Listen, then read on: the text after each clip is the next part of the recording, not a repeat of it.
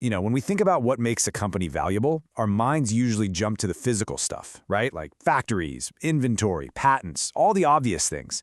But what if a company's most powerful asset is something you can't even see or touch? Today, we're going to explore that, the intangible, emotional heart of a modern business and how it actually translates into cold, hard cash. So, let me just ask you straight up. What is a company's single most valuable asset? Is it their super secret technology, all their buildings and RAND, maybe their massive global supply chain? I mean, all of those are obviously important, but the research we're diving into today says the real answer? Well, it's something else entirely. And there you have it. The research is pretty clear. A company's biggest asset isn't a thing at all. It's a person. It's you, the consumer. Now that one little shift in thinking changes absolutely everything. It reframes customers from just being, people who buy stuff into actual financial assets that have to be managed and grown over the long haul. Okay, so if customers are actual financial assets, that leads to a pretty obvious question. How in the world do you measure their total value? There has to be a number, right? Well, it turns out there is, and getting a handle on it is totally key to seeing how the best companies plan for the future. The whole concept is called customer equity, and the best way to think about it is like a financial crystal ball. It's not about what a customer spent yesterday. It's the total profit a company expects to make from all its customers, present and future, over the entire course of their relationship. It's all that future value, all wrapped up into one single number. And you can really see the whole journey unfold here. It all kicks off with what the company does, bringing in new customers and keeping the ones they have. That, in turn, shapes how customers think and feel, their decision to buy, how happy they are, and when those two things are working together, boom, you get customer loyalty. And that loyalty, well, that's the engine that powers the final number, customer equity. So how does this whole thing, this customer equity, get built? Well, the model breaks it down into 3 separate foundations, or pillars, and understanding these is the key to seeing exactly where something like brand ethics fits into the actual financial picture. So here they are, the 3 pillars. First up, you've got value equity. Think of this as the logical, rational part. It's all about price, quality, convenience, the stuff you can judge objectively. Then there's relationship equity. This is more of a personal bond, the stuff that's strengthened by loyalty programs or a special treatment. And finally, the pillar we're going to zero in on, brand equity. This is the purely emotional, subjective feeling about the brand itself.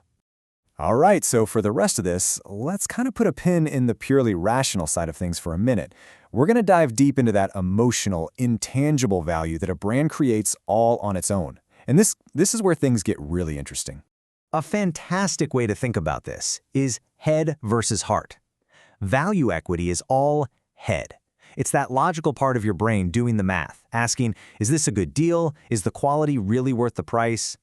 But brand equity, that's all heart. It's that gut feeling, that emotional response that asks a totally different question. How do I feel about this brand? Do I actually trust it?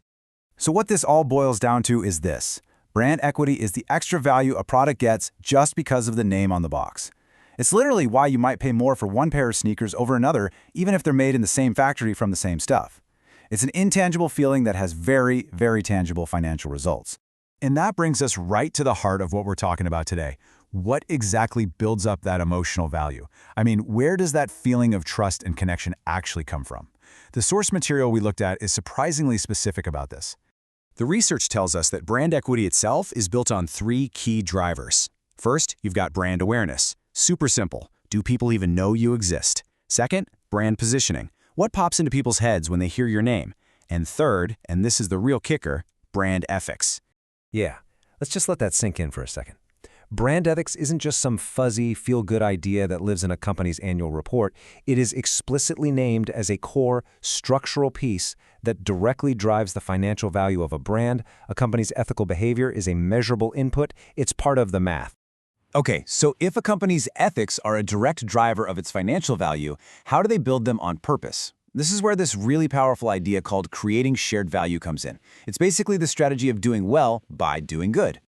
Now, creating shared value isn't just about charity or writing a check.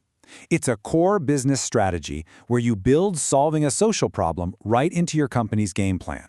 The whole point is to make money and create a community benefit at the exact same time, to see them as 2 sides of the same coin. And you can see the chain reaction right here. Step 1. A company gets actively involved in social or environmental issues. This builds trust with its customers. That trust directly beefs up the customer's perception of its brand ethics. And when brand ethics gets stronger, the overall brand equity goes up. You see, it's a direct line from social action to financial value. And make no mistake, this is a long-term play. It's all about building a business that lasts. One that understands you can't just serve your customers in a bubble. You have to think about everybody, your employees, the community, the planet, because doing that is what builds the trust and the ethical reputation that creates real, lasting value. So, let's pull this all together. Let's trace it all the way back from the beginning to see the final equation. We started with a simple question about a company's greatest asset, and we followed that thread from a single customer all the way to a brand's impact on society. And here it is, the final value equation. This is the big takeaway. It starts with strong, demonstrable ethics. That leads to stronger brand equity, that heart connection. Stronger brand equity helps build higher overall customer equity. And higher customer equity, at the end of the day, is what makes a more valuable, more resilient, and more profitable company. Period. So that leaves us with one final thought to chew on. If a company's ethics aren't just a PR stunt, but a direct, measurable piece of their bottom line, how does that change the way you, as that most significant asset, look at your very next purchase? It kind of suggests that every time we choose a brand, we're not just buying a product, we're actually casting a financial vote for the values it stands for.